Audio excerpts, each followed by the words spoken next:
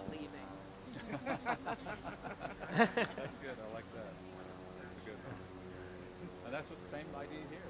We're here and we're not leaving. We're going to make it through the winter, and there's going to be a spring revival. Yes. If we make it through this winter, and we maintain this energy through this winter, just like somebody said, I forget who it was that said it. Springtime, the time of renewal, the time of rebirth, the time of new growth. You watch what will happen to this Oh, movement. absolutely. Yeah, the spring is when they'll come out of the ground. And I think we're on the edge of another banking crisis. I think it's happening, beginning to happen right now. You look at what's going on Greece. in Europe, and Greece, and MF Global that just went bankrupt. Yeah, I think they just tried to paste over that problem. I think that things are already tanking Mm, big time, mm, and it's going to, and there's going to be another wave here as well. mm, Um, people who think that we're in a recovery mode, I don't think so. mm. I don't Yeah, I think mean, all that's you have to do happening. is look around. I hear that, we're recovering from the recession. Really? Because I'm broke and jobless. Yes. You're broke and jobless. Yeah, I don't see the recovery. I love that when they announce, well, today the recession ended.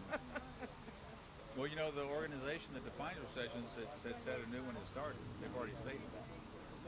That was about a month ago. They said what? That they stated that a new recession has started. They stated that I think about a month ago, if I'm not mistaken. But if now imagine this,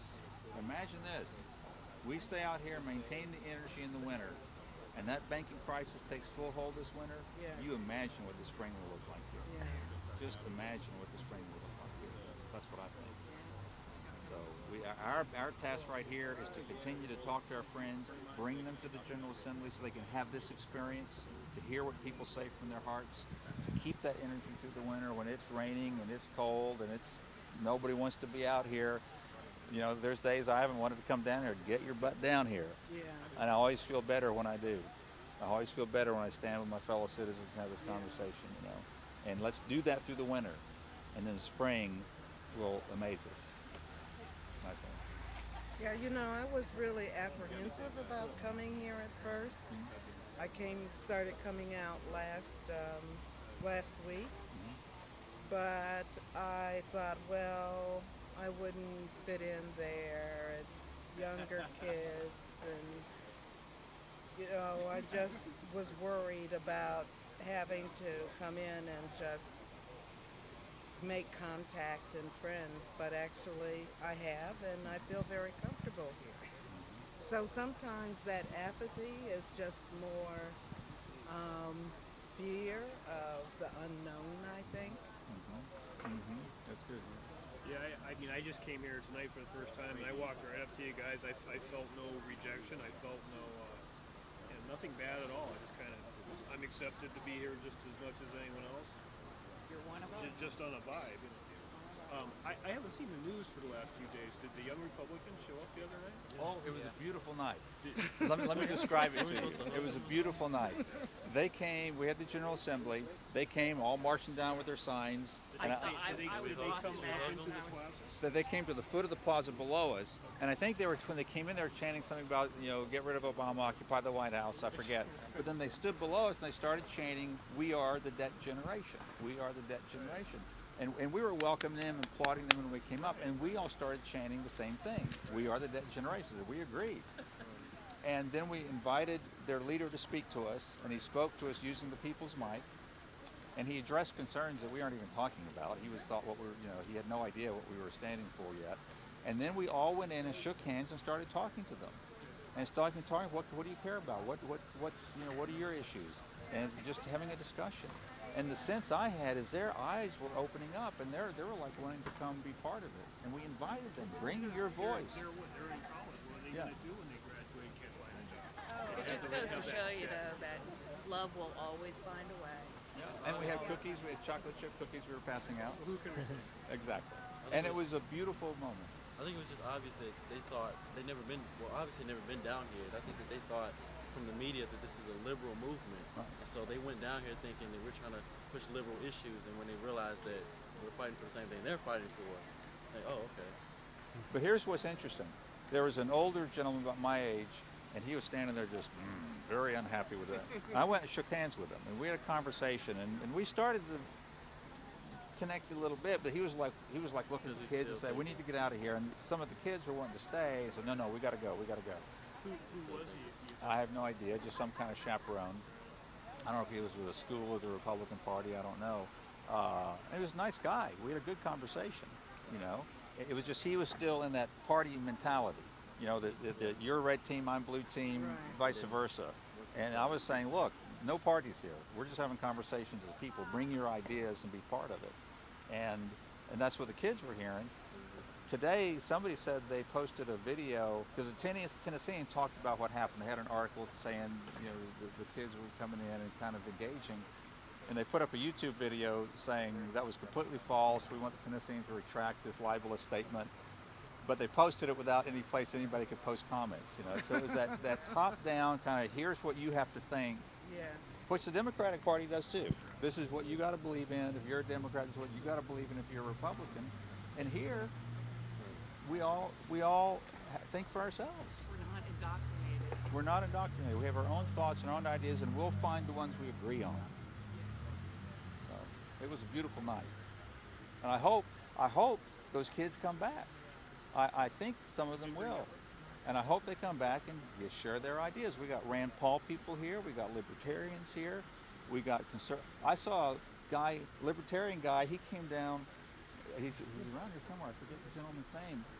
Big guy, full camouflage. He had a camouflage mask on. He said, coming walking downtown, people were just like kind of. I walked up and shook his hand and said, "How you doing?" And we had a wonderful conversation. He's coming to the camp, and he's a libertarian, and he's making a contribution to our movement. And everybody should come in and be part of it. That's what makes America great. I find myself continually reminding my friends that I don't define the movement, and nobody out here does. That the movement is its cause, and it is its tenets. You know, we have pamphlets that we pass out to people, and it's something that we can all agree upon. You know, because it's really the tenets, at least that are on the most common pamphlets that are laid out on the table right there, are very broad, and people can relate to them. You know, corporate personhood. Just the disparity between, you know, the rich and the poor in the country. Most people can understand that. They've been victims of it, so. They've been victims, yeah. Everybody sees it. It's personal. Yeah, and all I don't think everybody sees it. That's the thing. Like, I think a lot of people don't see it. Like, they know they're in trouble, but they don't really fathom what They got can't them put there. their finger on it. Yeah, you and know? it's really obvious, but like they just don't know. They just can't see it. Blinders or whatever the problem is. Well, I grew up in the 80s when you know, they started to deregularize the banks and all that kind of stuff, and each little thing that they did, it was like, okay, well that sucks, but I'm not completely mad, and okay, that thing sucks, but I'm not really mad, and it was kind of, there was complacency really on my part, because I couldn't put my finger on the core, you know, of the problem. Although Enron just really sent out a red flag. I mean, that was a big preview of what was to come. Yeah, but I mean, I'm at the point now where, well, I've been at the point for a while where I'm gonna call a BSer a BSer. Yeah. I'm gonna call you on it. Yeah. You know, that's the point I'm at now. But I think that's, you know, and like the youth of the movement in particular, they didn't really experience that. You know, they didn't see that kind of deregulation of the banks and, you know, the air traffic controllers and all. They didn't. And they're not taught that in school. That's right. The How do history they books know? are skewed, man. Yeah. But you know, a lot of students, when I moved here, I taught for a couple of years at a for-profit college. And I noticed that the students were being told, for one, most of them, I had a person in my class who was illiterate, who was in my English class, freshman English class. A lot of them couldn't speak English.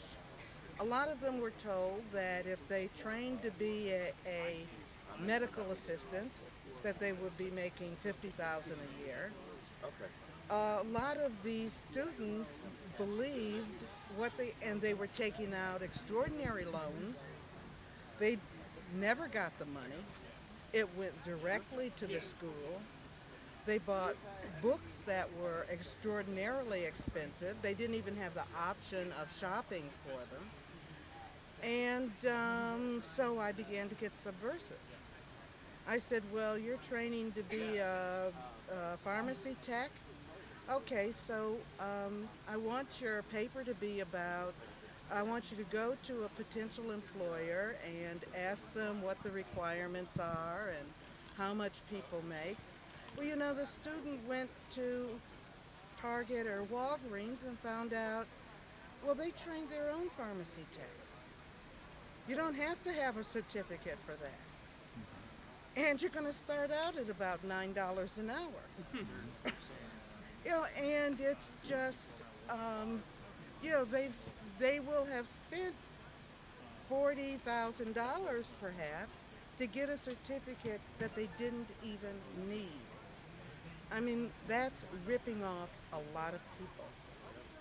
I mean, if they can enroll someone, I went to an administrator and I said, well, this young lady who had just graduated from high school is illiterate.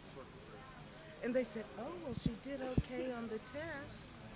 I said, but she can't read. Well, they didn't want to hear that. She was dollars to them. I flunked her. I saw her the next semester, and she was in a medical terminology class. This is criminal.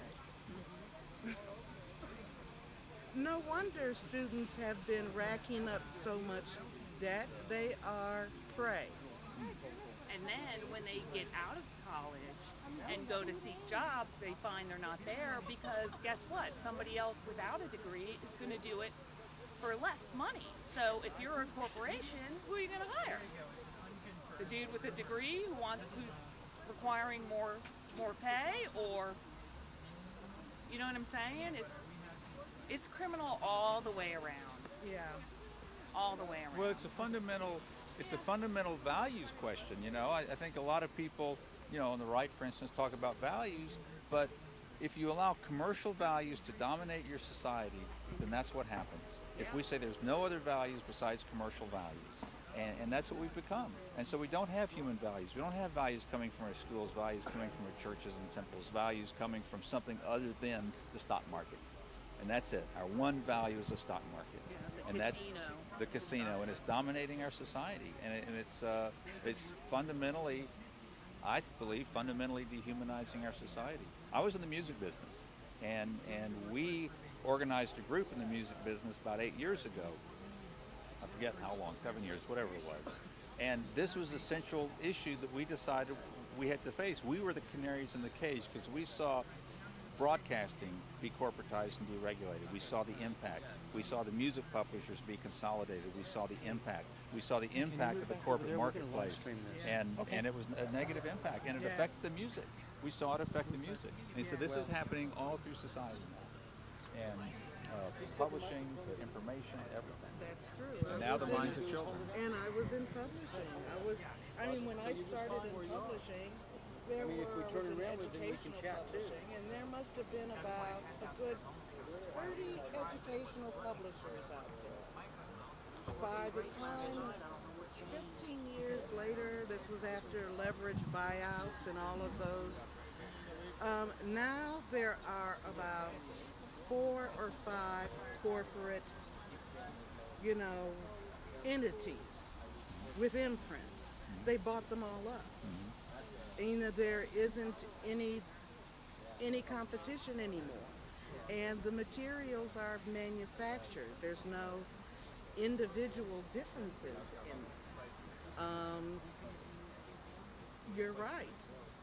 That kind of consolidation was really bad for a lot of industries and the people who work and aspire to them.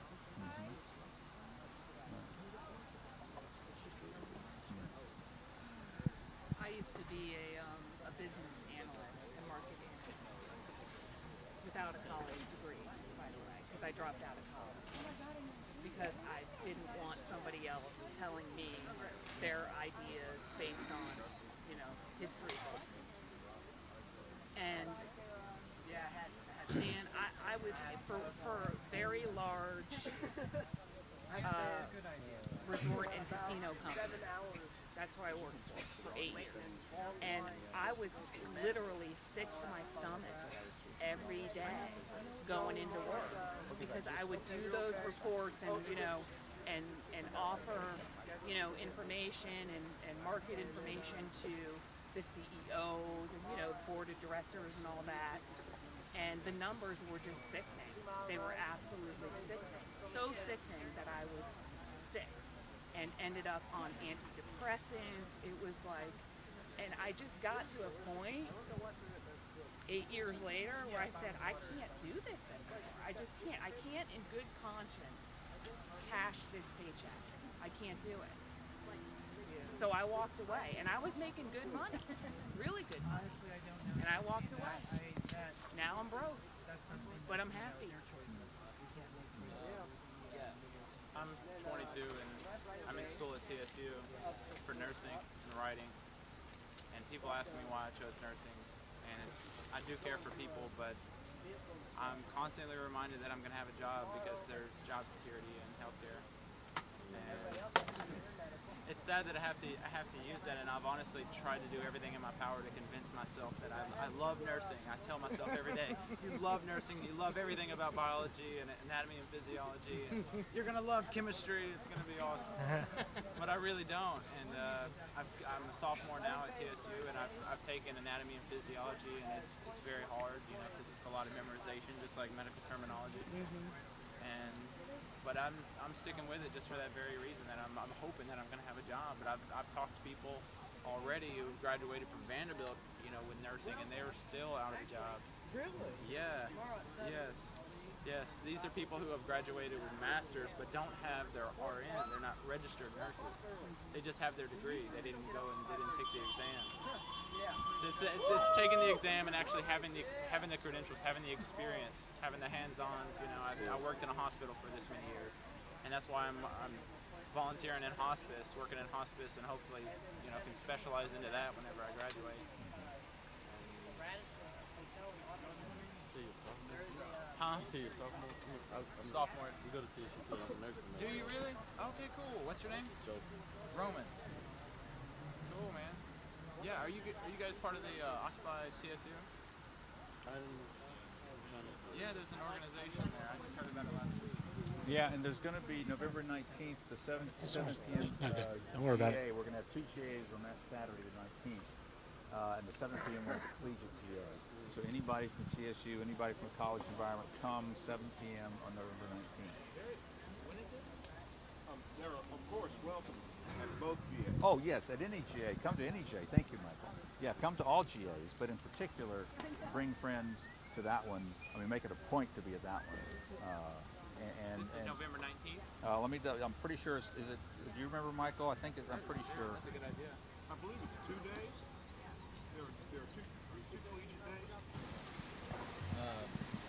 I guess going back to the conversation about the building of the democracy or building the governmental model here ourselves, we have it running in parallel with the governance of the constitutional government that we have.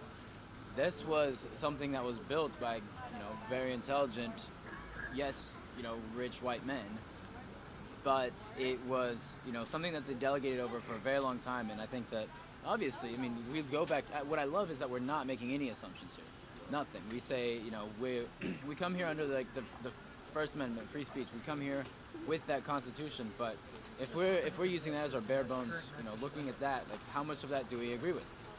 It's really interesting. I mean, I was rereading the Constitution. What of that is, still valid, and what of it can we question and can we make better? Because the same way that they came together as delegates to a convention to govern their democracy that was not working under to govern a people that were not, that were pulling themselves away from an oppressive tyranny, we are doing that. The same way that we're an extension of the Occupy Wall Street. Nashville here is its own extension. So we are well, this was a conversation we had about just one thing that someone brought up as a proposal, saying we were originally initiated to stand in solidarity with the Wall Street movement. But when we come here together, we realize we are different people. We still have a lot of the same universal foundation. Culture, we have different, slightly different shades of a lot of things. And yet we're an extension of them. And so it's really wonderful to think we're extensions of those founding fathers, the founding patriots rather, the founding people, and they wanted us to be free-thinking, independent-thinking, self-motivated controllers of our own lives. So I think that they would not take any kind of offense to us questioning the government that they gave us and the people since then who have given us where we live. I would even submit that they want us to. Right. Yes, exactly.